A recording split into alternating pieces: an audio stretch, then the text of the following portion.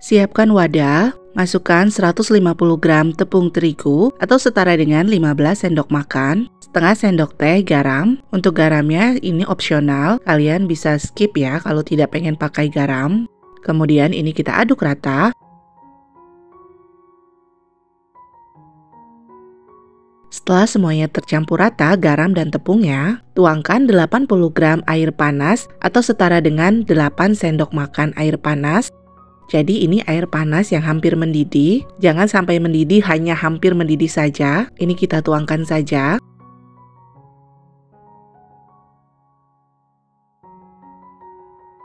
Setelah itu ini kita aduk rata, gunakan spatula. Bisa juga mengaduknya dengan alat lain, sendok atau centong seperti ini.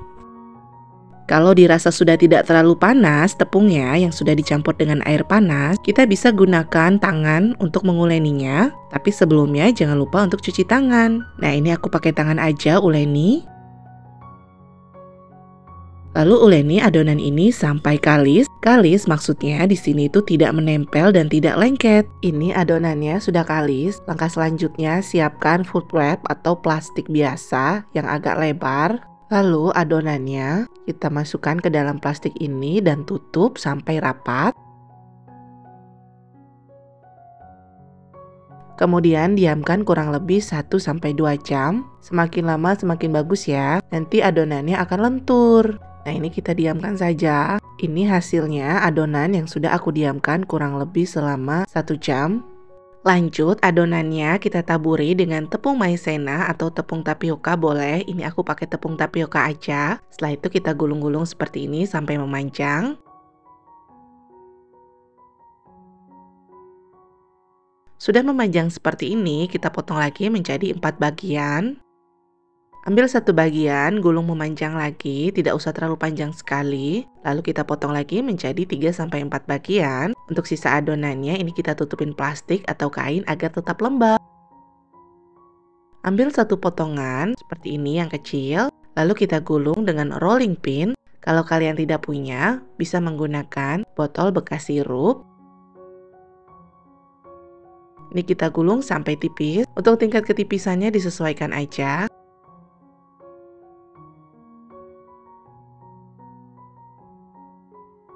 Ini kita tipiskan lagi, pipihkan lagi. Nah, ini udah pipih ya dan juga udah lentur. Untuk kulitnya ini aku mau yang agak tipis, jadi aku giling lagi. Nah, ini udah ya, dirasa cukup.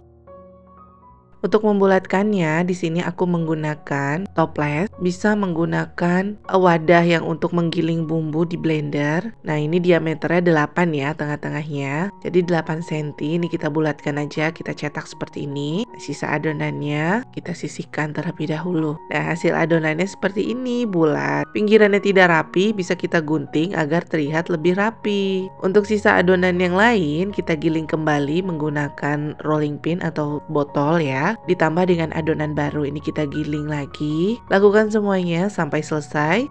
Nah, ini hasilnya. Karena potongannya tidak rapi, sekarang aku mau rapikan menggunakan gunting. Kita potong aja seperti ini agar pinggirannya rapi. Hasilnya seperti ini ya teman-teman. Satu resep ini bisa menghasilkan kulit pangsit sekitar 60 bahkan lebih ya, tergantung dari diameter ukuran cetakan yang kita pakai. Kalau ini 60.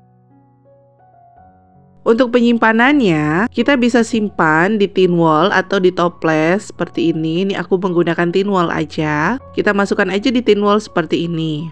Nah, kalau sudah dimasukkan seperti ini, kita bisa simpan di kulkas. Ini bisa bertahan kurang lebih selama seminggu. Ditaruh di freezer juga bisa. Jika kita mau pakai, tinggal dikeluarkan aja. Sangat mudah sekali. Kulit ini bisa digunakan untuk buat dimsum ataupun somai. Bahkan untuk olahan lainnya yang menggunakan kulit pangsit seperti ini. Sampai di sini dulu ya resepnya. Terima kasih sudah menonton video ini. Jangan lupa subscribe, bagikan resep ini ke sosial media kalian semua. Sampai jumpa.